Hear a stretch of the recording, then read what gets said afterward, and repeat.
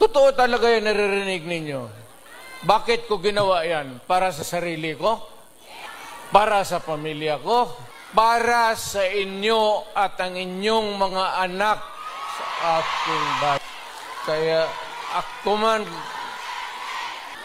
ang higiin ko na lang sa inyo, total, kung ganito man talaga ang swerte ko sa buhay, okay lang, tatanggapin ko yan. Wala tayong magawa hulihin tayo kung ikulong tayo. Kaya lang, in the meantime, mag-contribute kayo, baski $5, $10, para paglabas ko sa presuhan, pagawaan ninyo akong monumento katabi ni Rizal. Si Rizal may hawak na libro Akin.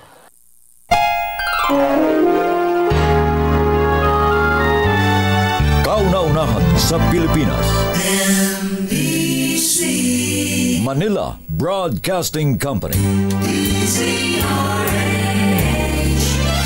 DZRH, member kapisanan ng mga broadcaster ng Pilipinas. Oras sa Bishop Ephraim Pahutagana, alas 4:10. Uy! Nakapag-break ka na ba? Nakapag-relax ka na ba? Saan ka man nagtatrabaho, mapa-opisina man o work from home o mula mismo sa pwesto, sasabayan namin ang break time mo. Sasabayan namin ng mga balita at komentaryo, mga panayam ng mga taong viral ngayon. DZRH Break Time! RH Break Time!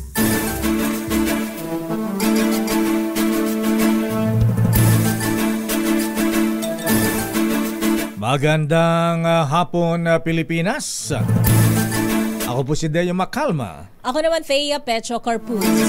At narito ang headlines ng ating mga balita ngayong araw ng Lunes, 10 ng buwan ng Marso. Big time oil price rollback kasado na bukas. 1 peso and 70 centavos ang tapya sa gasolina. Totoo ba ito?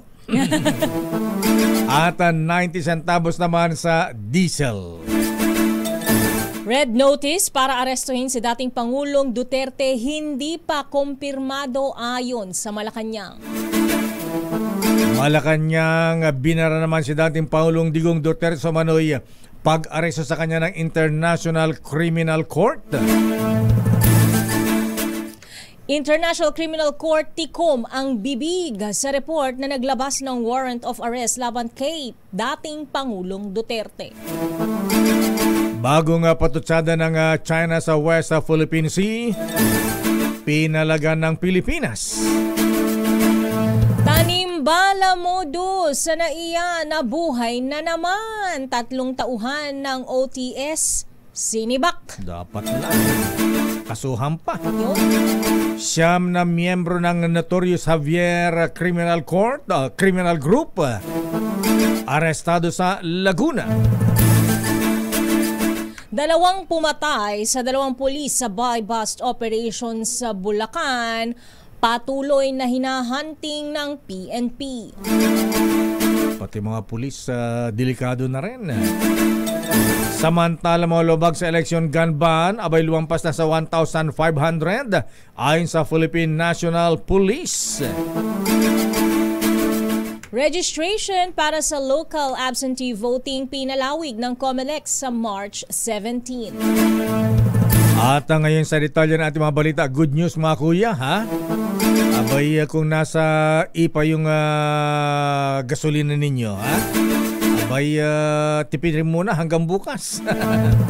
Dahil bukas ay ipapatupad na ang malakihang rollback sa presyo ng petroleum products.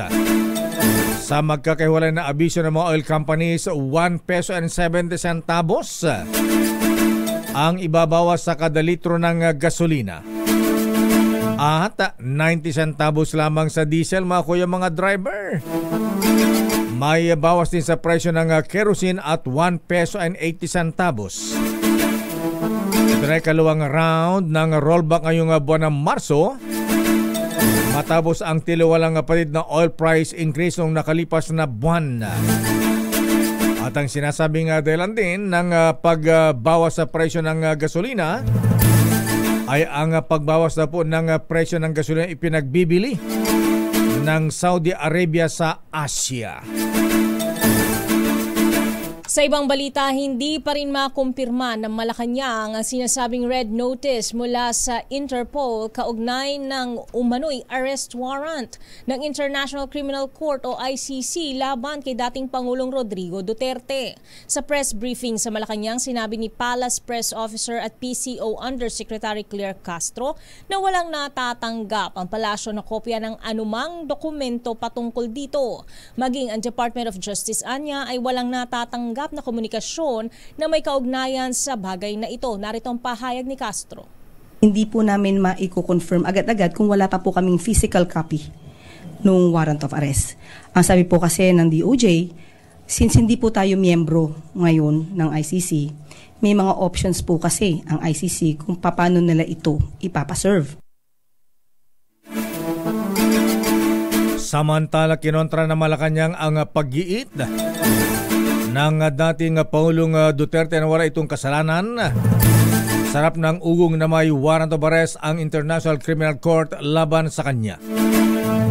Sa press briefing sa Malacanang, ipinaalala ni PCO Undersecretary Claire Castro na inamin mismo ng dating Pangulong Digong sa mga pagdinig sa Senado at Kamara ang utos niya sa pulisya noon na hikayatin ang mga suspect sa war on drugs na manlaban. Ayon kay Yusek Castro, hindi makatwiran ang tila pagpapanggap na inosente ang dating Pangulong Duterte, gayong maraming pamilya ang humihiling ng hustisya sa pagkamatay ng kanilang makaanak dahil sa madugong tokhang sa ilalim ng Duterte administration. At hindi rin pinalampas ni Castro ang biro ng dating Pangulong Digong sa mga OFW sa Hong Kong na kung siya ay tuluyang makukulong ay mag-ambagan na lamang daw sila ng tig $5 para makapagpatayo naman ng kanyang rebulto sa tabi ni Rizal. Narito si Yusek Castro. Ang pagdideklara ng isang tao na hero, dapat hindi po siya ang nagsasabi nun. Taong bayan ang magsasabi kung siya ay naging hero at paggawan siya ng monumento. Samantala, tikom ang bibig ng International Criminal Court tungkol sa napaulat na nagpalabas na ng arrest warrant laban kay dating Pangulong Digong Duterte. Ayon kay Attorney Cristina Conti, Secretary General ng National Union of People's Lawyer, National Capital Region, ang tinutukoy na mandamiento de arresto ay mananatiling confidential hanggat walang opisyal na pahayag mula sa ICC. Si Conti ay abogado ng ilan sa mga naging biktima ng war on drugs ng nakalipas na administrasyon. Kahit ang Public Information Unit ng Office of the Prosecutor ng ICC ay no comment din sa kumalat na impormasyon ng warrant of arrest laban kay dating Pangulong Duterte. Gayunpaman, inamin ng ICC na may pending investigation ang hukuman sa war on drugs sa pagitan ng November 1, 2011 hanggang March 16, 2019. Nasa kamay ni Pangulong Ferdinand Bongbong Marcos Jr. kung matutuloy ang pag-aresto ng International Criminal Court kay dating Pangulong Digong Duterte. Sa Bakit Ikaw, the DZRH sa job interview kay dating National Security Advisor at senatorial candidate Norberto Gonzales, sinabi nito na nakadepende sa desisyon ng Pangulo kung papayagan ang pag-aresto dahil ito ay isang political action. Ganitong pahayag ni dating Secretary Norberto Gonzales. Ang paghuli sa kanya, depende yan sa Pangulo natin. Kasi iginagalang naman ng ICC at inirerespeto ang mga bansa. Okay. Kaya pagka kailangan nilang gustong arestoin si President Duterte, hihingi sila ng tulong o kaya ng permiso para arestohin siya sa Pilipinas. Kaugnay ng balitang yan, lalabas na hindi gumagana ang justice system sa bansa kung aarestuhin ng International Criminal Court o ICC si dating Pangulong Rodrigo Duterte. Sa Bakit Ikaw, the DZRH job interview kay dating Defense Secretary at Senatorial Candidate Norberto Gonzales, sinabi nito na dapat na Korte ng Pilipinas ang umaresto sa dating Pangulo alang-alang sa magandang imahe ng Pilipinas sa buong mundo. Ayon kay Gonzales, maaari rin kausapin ng gobyerno si Duterte kung kailangan talagang arestuhin dahil mayroon namang opsyon. Una ay arestuhin at i-turn over ito sa ICC at pangalawa ay pumailalim sa korte ng bansa. Naritong pahayag ni Gonzales. Sana wag na kasi medyo alam mo ang ibig sabihin ng pag-aresto kay President Duterte. Opo. Yan ay nangangahulugan na ang ating hustisya, ang ating justice system ay hindi gumagana. Kung may aaresto kay President Duterte, dapat Philippine authorities. Oras sa ganap ng alas 4:20. Umaasa naman ang House Prosecution Team na hindi maantala ang impeachment trial ni Vice President Sara Duterte. Sarap na umuugong na ilalabas na warrant of arrest ng International Criminal Court laban sa kanyang si dating Pangulong Rodrigo Duterte. Ayon kay Congressman Joel Chua ng Maynila, maaring umusad ang impeachment trial kahit wala ang presensya ni Vice President Sara dahil sa posibilidad na ipaaresto rin ng International Criminal Court. Narito si Congressman Joel Chua. Sa akin po paniniwala, tuloy-tuloy naman ang impeachment trial unless of course hingin yung kanyang presensya. So, kung kinailangan yung kanyang presensya, doon medyo siguro magkakaroon ng problema. Kasi kung wala naman po siya, kung hindi naman po siya uma-attend, po pwede po kasi nakalagay po sa rules na i-enter po na not guilty. So, pwede pong tumuloy pa rin po.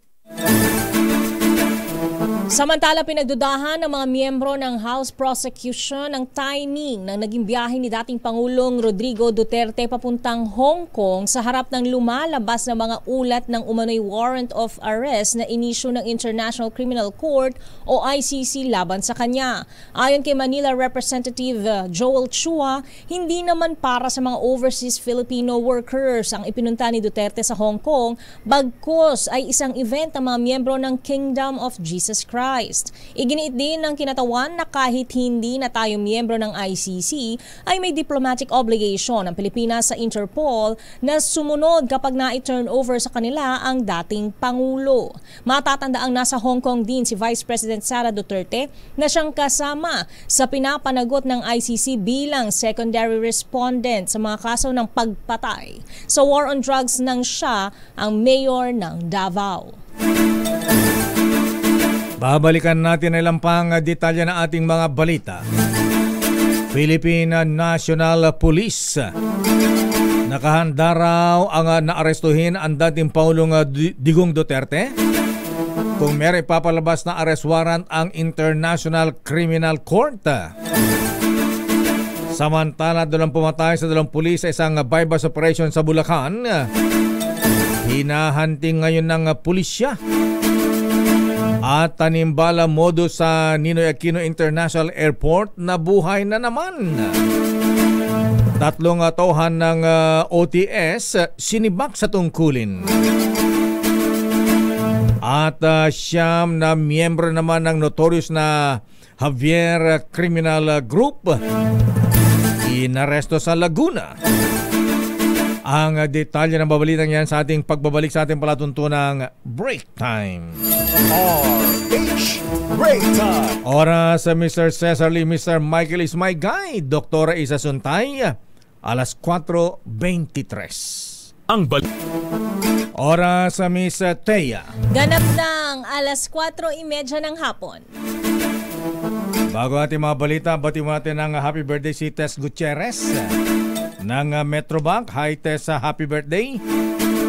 At happy birthday din kay General Lucas Managelond, Colonel Larry Cruzana, at ganoon din kay Father Jobin Nepomuceno ng Tanay Rizal, kay Cavalier General Victor Ibrado, dating Chief of Staff ng Armed Forces. Mula sa kanyang mga dating kadete sa Department of Ground Warfare. Wow! At mula sa PMA Marilag Class 95. At happy birthday din kay Kuyang Ed Alfonso ng TM Calao at kay Ariel de Mesa. Nanonood din sa atin yung kaibigan ko nandyan. Sino? Si Jane Cardigan and yung husband niyang British sa UK, United Kingdom. Briton. Yes, Lama. Ayan. So, how's your day? Do like the weather in the Philippines? It's hot. Mamumula-mula yan. Yes. At congrats sa mga newly installed officers ng Molino Masonic Class number 352 sa Grand Lodge of the Philippines. Merciful Master Joseph Christian Mariano, Senior Warden Ernest Chito Fernandez, Junior Warden Mark Sherwin Valite. At ang kanilang guest of honor ay si Most Merciful Pasa Grandmaster Don Ramas Oypiching. At congrats din sa mga incoming officers ng San Leonardo Masonic Class number 386 sa kanilang gaganaping installation of officers sa March 15 sa San Leonardo, Nueva Ecija. Incoming Worshipful Master Wilfredo Manson, Senior Warden Lawrence Lira, Junior Warden Ramon Macaso, at ang guest of honor and speaker, Right Worshipful General Ruel Rivera. Pagbati mula kay Very Worshipful Resty De Leon. At sa detalye pa rin na ating mga balita. Tiniyak ng Philippine National Police na sila ay nakahanda na arestuhin ang dating Pangulong Digong Duterte kung meron na ipapalabas na arrest warrant ang International Criminal Court. Sa may klimpahayag sa DZRH News, sinabi ni PNP Public Information Chief Colonel Randolph Tuanyo na handa ang pulisya kahit anong pangyayari o eventualities. Matatatang sinabi ng Malacanang na obligado ang Philippine National Police na sumunod sa International Police Interpol sakaling sila ay humingi ng tulong sa pag-aresto sa dating Pangulong Duterte. Samantala, itinanggi naman ng Police Regional Office 11 na para sa paghuli kay Duterte ang naging presensya nila kahapon sa Davao International Airport. Samantala, formal ng hiniling ng Kamara sa Senado ang paglalaan ng silid para sa House Prosecution Panel kaugnay ng nalalapit na impeachment trial kay Vice President Sara Duterte Carpio. Sa sulat para kay Senate President Cheese Escudero, humihiling si House Secretary General Reginald Velasco ng silid na magsisilbing opisina at holding area ng House Prosecutors at House Secretariat Support Group habang isinasagawa ang impeachment trial. Magsasagawa naman ng ocular inspection bukas, Marso 11, sa room assignment ng Kamara para matiyak na akma ito sa pangangailangan ng prosekusyon. Ang hiling ni Velasco ay paghanda ng Kamara sa kanilang tungkulin sa impeachment trial, kasunod ang formal na pagpapadala ng Articles of Impeachment laban kay Vice President Sara Duterte noong Pebrero. Nasa ating linya ngayon, Miss Thea, ang number 1 nominee ng One Pacman Party List. Ito ay player ng Philippine National Women's Football Team at siya ay reservist ng Philippine Navy. Si Madam Milka Romero ng One Pacman Party List. Ma'am Milka Romero, magandang hapon po sa inyo. Magandang hapon po, Sir Daniel at Ms. Thea, lahat po na nakikinig sa break time. Abay, batang-bata pala Oo, itong si bagets pala. Ma'am Milka Romero. Ilan taon na po kayo, Ma'am Milka? 31 na po. 31? Mukhang, Exercise lang, Oo, mukhang active Daisy lifestyle. lang eh. Mukhang Daisy 8 lang eh. Ayan, 31 na pala siya. At ano po ang advocacy ng One Pacman Party List, Ma'am Milka Romero? Kami po sa One Pacman Party List, sinusulong po namin ang mga batas and mga rights, karapatan ng sports and youth development. So gusto namin magbigyan ng opportunity lahat ng mga kabataan ang proper access for sports and proper education. Ayan. At ngayong isinusulong po ninyo ang sports, paano nyo matutulungan na mapapahusay ang talento ng ating mga atleta mula sa mga probinsya? Meron ba kayong plano para para sila ay matulungan? Opo. Actually, 3 terms na po kaming nakaupo bilang One Pacman Party List represented by Kong Mikey Romero. So marami na po tayong batas na isinulong such as the National Academy of Sports, pati rin na mga for kalusugan and para sa mga nangangailangan, especially po ang 4-piece law. Kami po ang one of the principal authors noon. So hindi lang po for sports pero kalusugan rin pangkalahatan. Nabalitaan namin ang mga kaganapan sa Laguna ngayong International Women's Month. Ano po ang naging mensahe niyo sa mga kababaihan? Yan po. Meron rin kami mga programs na inter-municipality, especially for women in sports. So marami po tayong mga competitions such as volleyball, football, basketball. Hindi lang for sa mga kababaihan, pero of course for the whole community na rin. Mama Milka Romero, ayan na ang pangunahing advocacy po ninyo ay sports.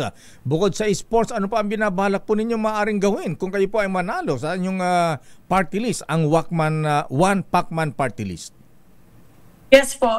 Bilang po isang may experience sa negosyo, gusto ko rin i-encourage ang mga small businesses natin or mga more entrepreneurial programs and seminars para sa buong Pilipinas. Makaka-encourage to ng financial literacy as well as business model para sa ating mga gustong matuto magkaroon ng negosyo rin. We work closely po with LGUs and different agencies to give access for our beneficiaries. Ayan na, Ma'am Milka Romero, maraming salamat at magandang hapon po sa inyo. Thank you. Maraming salamat po. And again, One Pacman Party List, number 22 sa Balota. Thank you so much. Milka Romero, number 1 nominee ng One Pacman Party List.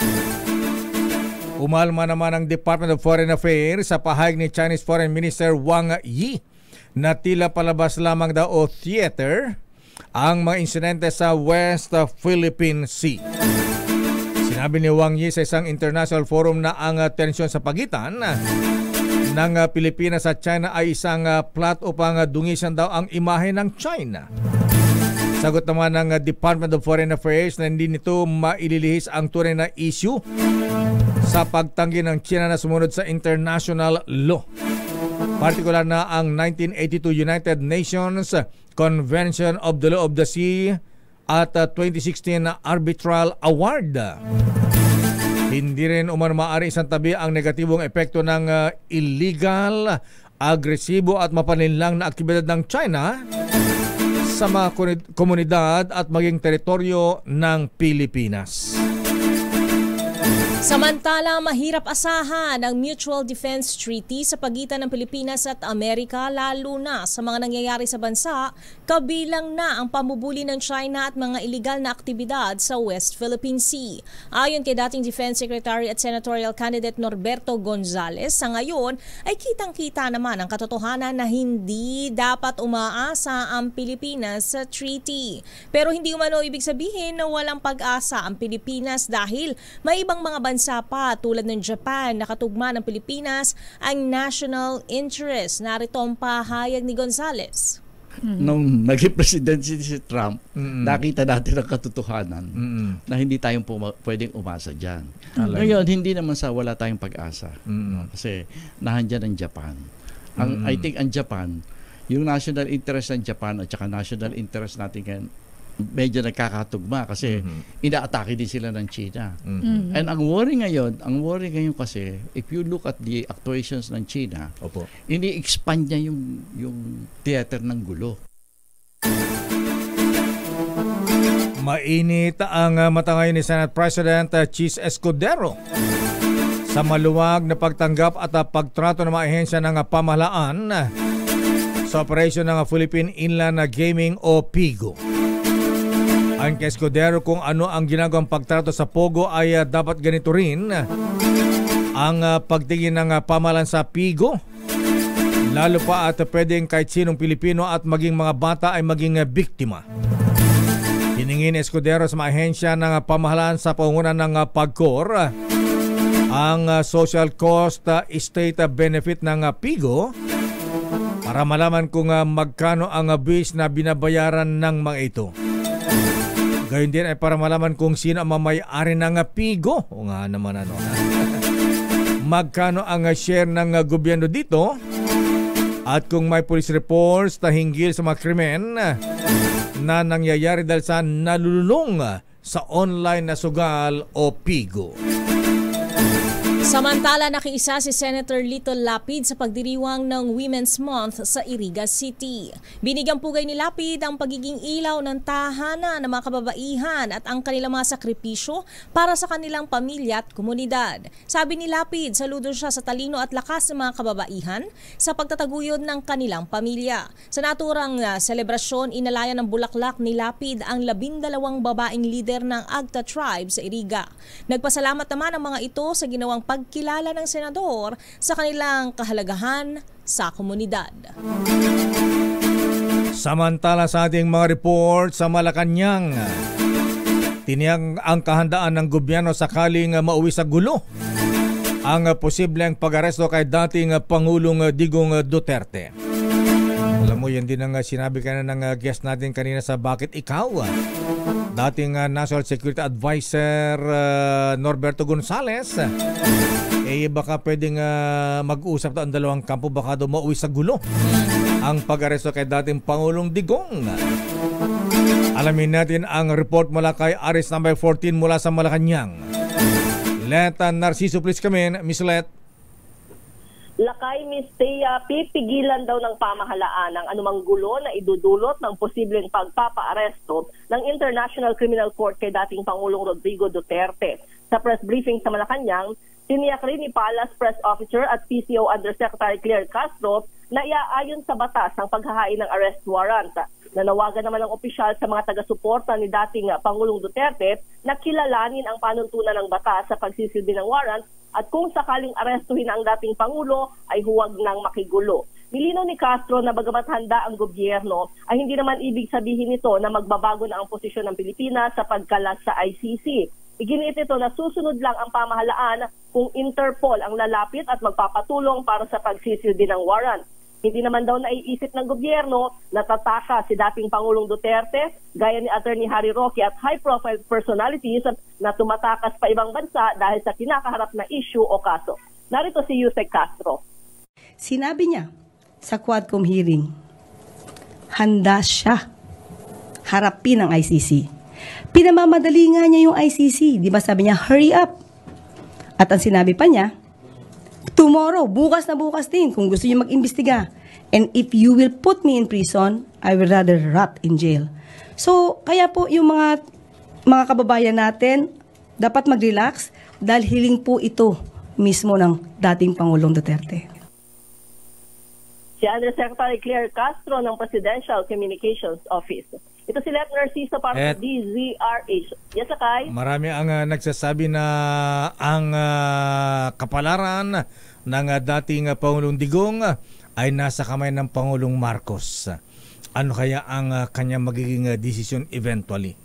Aarestuhin o malalaman hindi? Natin yan, Lakay, kung mayroon na talaga. Kasi sa ngayon nga ay hindi pa daw makumpirma ng Malacanang dahil wala naman silang natatanggap na kopya dahil nga wala pa rin opisyal na komunikasyon kahit sa DOJ kasi nga hindi na tayo member, Lakay, ng ICC. Ayan nga. Pero medyo vague yung parang safe yung sagot. Correct. Parang siyempre gusto na malaman taong bayan ano ba? Puti o yes or no? Puti o pula. Itim? Ay, itim lang. Akala ko sa pula sa puti. Ang posisyon, Lakay, kung ICC ay hindi tayo makikipagtulungan. Pero kung Interpol, ay wala tayong magagawa kundi sundin. Given na raw yun, Ms. Let, sabi nitong si Secretary, National Security Advisor Gonzales, ang ICC parang armed ng ICC ay Interpol din. Lakay, ayan. Kaya nga ang pahayag ay handa ang pamahalaan Lakay kung hihilingin ng Interpol. Sige. Pero walang statement na... Wait and see tayo, Lakay? Oo. Baka sabihin ng Presidente, sa ngalan ng pagkakaisa, patawarin na natin. Peace be with you. Lent pa naman daw, Lakay. Sabihin matandaan na siya. Pero wala pang ganyan sa ngayon, Lakay. Wala pa. Sige. Abangan natin, Miss Leta. Ayan. Kaya kailangan anytime this week daw. Kaya huwag kang matutulog sa pansitan dyan. Abangan mo. Maraming salamat, Miss Leta. Teka. Anytime this week, Lakay.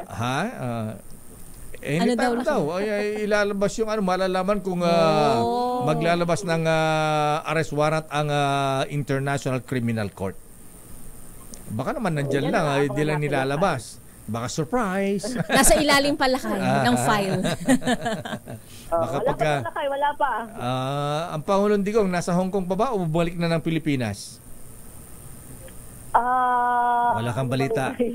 Abangan natin kay Barukbok mamaya kay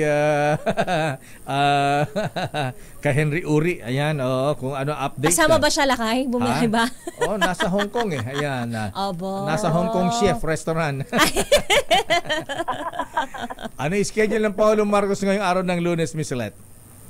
Lakay private meeting ang sabi ng Malacanang, pero wala silang binabanggit kung sinong mga naging ka-meeting ng presidente ngayong araw ng Lunes. Private meeting ba sa National Security Advisors, PNP, AFP, NBI, DOJ, samba? DOJ, ayan, abangan natin. Okay. Walang tinukoy na kayo.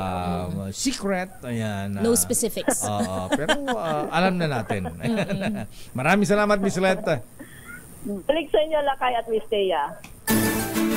Kaso ng extrajudicial killings laban kay Vice President Sara Duterte, malakas na ebidensya para makuha ng prosecution team ang conviction. Idetali mo ang balita, RH12, Milky Rigonan. Manang Milky. Kaya Lakay, malakas ang mga ebidensya sa kaso ng extrajudicial killings para masiguro ang conviction ni Vice President Sara Duterte sa impeachment trial. Ito ang paniniwala ni Manila Representative Joel Chua, miyembro ng 11-man House Prosecution Team. Ang kay Chua, base sa outline ng Articles of Impeachment, malakas na maipipresenta lang maebidensya na maaring mauwi daw sa conviction ang hatol.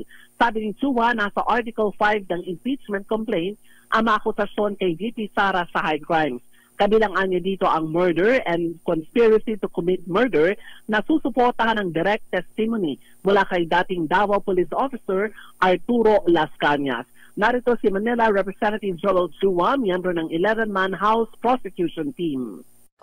Kung hindi po ako nagkakamali, yan ay nasa Article 5 ng ating impeachment complaint.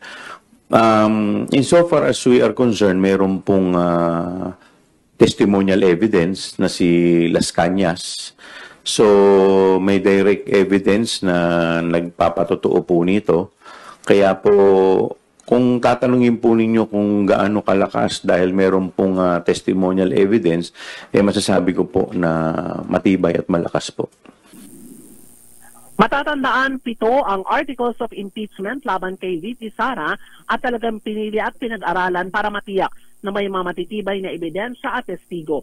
Samantala, Lakay at Thea, hinati-hati na ang assignment ng prosecution team. Sabi ni Chua, mga kasama niya sina Representatives Romeo Acop at Verville Luistro sa pagtalakay ng Articles 2 and 3 o confidential funds at ang bribery.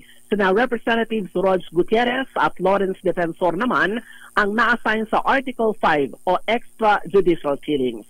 Ako si Milky Rigonan, nagulat para sa DCRH, una sa Pilipinas, una sa Pilipino. Maraming salamat, Manang Milky Rigonan. Standby Raymond at Paas. Pagsibak sa 3 taon ng Office of Transportation Security, nasangko sa tanimbala, suportado ni Senator Grace Poe. Abay, wag lamang sibakin, kasuhan. Yun. Samantala, isang apartment nasunog naman sa Las Piñas at sa showbiz. Judy Ann Santos, nanalong Best Actress Miss Thea, ha? Yes, Lakay. Sa Film Festival sa Portugal. Ba't hindi tayo naimbitahan dyan, Lakay? Antabayan po ang detalye ng balita niya sa ating pagbabalik. Oras, Miss Thea. Kulang-kulang 10 minuto bago mag-alas 5 ng hapon. Report sa mga brethren. Sad news dahil si Berwasiful Kuyang Gabi Crisostomo nang kakarunglat sa Bulacan Lot sa drop his working tools.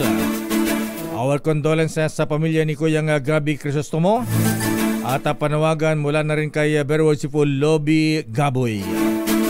At ganoon din, nabawasan tayo ng isang listener, Miss Thea. Yung aking kababayang parating nakasubaybay sa ating programang Break Time. Si Gayem Rolando Singin Coloma ay sinundo na ni Lord matapos maaksidente sa motorsiklo. At ganoon din ang aming dating Vice Mayor si Manong Pedro Galang ng Pinili Ilocos Norte ay sinundo na rin po ni Lord. Our condolences sa pamilya ni Vice Mayor Pedro Galang, Rolando Coloma at Berwasiful Gabi Crisostomo. Samantala, pagsibak sa 3 tauhan ng Office of Transportation Security, nasangkot sa tanimbala, dapat lang ayon kay Senator Grace Poe. Raymond Adpas, please come in. Raymond. Mayor Mistaya, isang welcome development ang garang pagsibak ni DOTR Secretary Vince Dizon sa 3 taon ng Office of Transportation Security OOTS nasangkot sa pinakauling insidente ng tanimbala sa NAIA.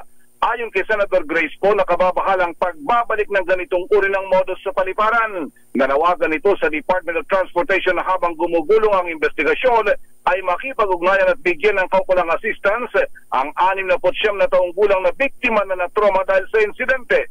Giit ni po, hindi deserve na mga biyahero ang trauma at stress na kakagawan ng mga tiwaling empleyado sa mga paliparan na dapat ay magbigay seguridad sa halip silang banta sa seguridad ng mga biyahero. Hamon ng senador sa makakulang ahensya ng pamahalaan, huwag hayaang bumalik na naman ang tanimbala scheme na nambibiktima sa mga inosenteng mga pasahero. Ito si RH28 Raymond Advance para sa DZRH, una sa Pilipinas, una sa Pilipino. Maraming salamat la kay Raymond. Samantala, napaulat na heightened alert at deployment ng 7,000 pulis para huntingin si Digong, pinabulaanan ng Philippine National Police. Ang detalye bibigay sa atin ni RH52 Edniel Parrosa. Edniel. Ms. Thea at lakay Deo, itinanggi ng Kampo Krame na nagtaas ito ng heightened alert bilang paghahanda sa pag-aresto ng International Criminal Court si dating Pangulong Rodrigo Duterte. Gayon din, pinabulaanan ng Philippine National Police ang lumabas sa isang broadsheet na nag-deploy ito ng 7,000 tauhan para i-implementa ang warrant mula sa ICC. Lalo't wala pa naman silang natatanggap na kahit anong notice. Sa pulong palitan sa PNP headquarters, sinabi ng tagapagsalita nitong si Police Brigadier General Jing Fajardo na para sa halalan ang nakita ng publiko na presensya ng pulis sa Davao Airport. Bahagi ito ng simulation exercise na hindi lang daw sa Davao isinasagawa, kundi maging sa iba pang lugar sa bansa. Pakinggan natin ang General. Wala po itong katotohanan, sir. Like I said, kung may mga nakikita po tayo ng mga movement and mga skills at mga movement ng mga tao natin on the ground, this is still part ng ating security preparation for election. Sa kabila nito, inamin din ni Fajardo na napag-uusapan nga sa hanay ang posibleng pag-asista sa Interpol sakaling idaan dito ng ICC ang hirit na red notice. Pero depensa ni Fajardo, natalakay lamang ang usapin dahil sa mga ugong sa balita. Pakinggan ulit natin siya. But syempre napapag-usapan po yan because we are hearing some news po. And the PNP is looking at the development with respect nga po dito sa possible issuance nga po ng warrant of arrest against the former president. Ang tinig ng PNP spokesperson. Ito sa Edniel Parrosa, nag-uulat para sa DZRH. Una sa Pilipinas, una sa Pilipino. Maraming salamat, Edniel Parrosa. Samantala, aligasyon ng IT provider na hindi tumupad ang LTO sa kontrata ng digitalization, pinalagan ni ASEC Vigor Mendoza. Meron palang 10 years ago, Miss Thea. Wala pang plaka ang mga sasakyan, mga motorsiklo. 10 years Totoo ago. pala, Kay. Naluma na. Arrest number 5, Val Gonzalez. Please come in, Val. Val Gonzalez. Wala na si Val. Isang two-story apartment na sunog. Isang sugatan sa Las Piñas. Noche Kakas, please come in. Noche.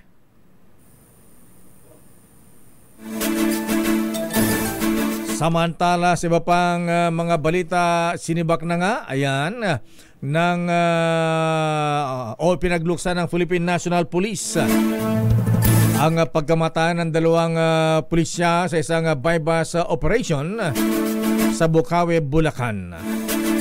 Ayon kay PNP Public Information Chief Colonel Randolph Tuanyo, nagsasagawa ng investigasyon at hot pursuit operations para sa suspect na bumaril kina Sergeant Dennis Kujamat at Gian George de la Cruz. Kaugnay nito ay naglabas sila ng 200,000 pesos na pabuya para mula sa kay General Gina Fajardo at lokal na pamahalaan ng Bukawi para matuntun ang mga salarin. Una nang naresto ng Pandibulacan ang isa sa mga suspect at nakapatay kina Kujamat at De La Cruz at nakatangay din ng kanilang service sa firearm. Di naman sinabi kung sino yung suspect. Nakatakda namang bisitahin ni General Romel Francisco Marbil ang 12 pulis bukas araw ng Martes. Sa showbiz, Miss Thea. Judy Ann Santos waging Best Actress sa Fantasporto Film Festival sa Portugal. I-detalye mo ang balitang showbiz. Showbiz Diyosa natin, Josa Cruzat. Josa. Lakay at Miss Thea, may bagong parangal ang batikang aktres na si Judy Ann Santos. Ito ay matapos niyang magwagi bilang Best Actress para sa kanyang pelikulang Espantajo sa 45th Fantasporto International Film Festival sa Portugal. Sa social media ni Judy, ibinahagi niya ang mga larawan ng paggawad sa kanya ng parangal na ginanap sa Porto, Portugal noong Sabado. Mapapanood sa isang video ang kanyang winning moment nang inanunsyo ang kanyang pangalan sa naturang kategorya. Pinasalamatan ni Juday ang Fantasporto sa parangal, gayon din ang mga tao sa likod ng tagumpay ng pelikula. Kasama nito ay inalay ni Juday ang kanyang award sa asawang si Ryan Agoncillo na kasama rin niyang dumalo sa awarding ceremony. Proud din namang ipinost ni Ryan sa kanyang social media ang pagkapanalo ng kanyang misis. Maraming naman ang nagpaabot ng pagbati sa bagong achievement na ito ni Juday. Ito ang ikalawang parangal na nakuha ng aktres para sa Espantajo matapos manalo bilang Best Actress sa 2024 MMFF Gabi ng Parangal. Para sa Break Time. Diyosa. Yes, Lakay. Ano bang kwento ng Espantajo? Medyo hindi ko sinapanood pero Espantajo means scarecrow. Scarecrow. Sa horror film ito, Lakay. Tawag sa amin sa Ilocos, Bambanti. Bambanti. Bambanti Festival sa Isabela. Ayan. Meron talagang ganun, Lakay. Parang yan ang scarecrow? Yes, scarecrow. Bambanti. Ayan. Okay. Maraming salamat, Miss Josa. Ang balik sa inyo, Lakay at Miss Thea. Maraming salamat, Josa ng Showbiz, Josa Cruzat. At binabati natin si Kuyang Caro Domingo ng Isuzu. At sabi ng ating business correspondent, oh my gosh, kapit! Mr. Michael is my guy. Aba, tumaas ang palitan ng dollar, Miss Thea. May bumabag sa ating piso. 57.41 ngayon ang palitan. Samantalang last Friday, 57.20 centavos. Tumina ng 20 ng etneb. Etneb. At yan ang kabuhan natin palatunto ng break time. Ako po si Deo Makalma. Ako naman, Thea Petro Corpuz. Susunod na. Mga balansyadong balita mula kay Chairman of the Board Henry Uri at Miss Kay Karen Oyong. Bye-bye. Oras 5:05. That leads us to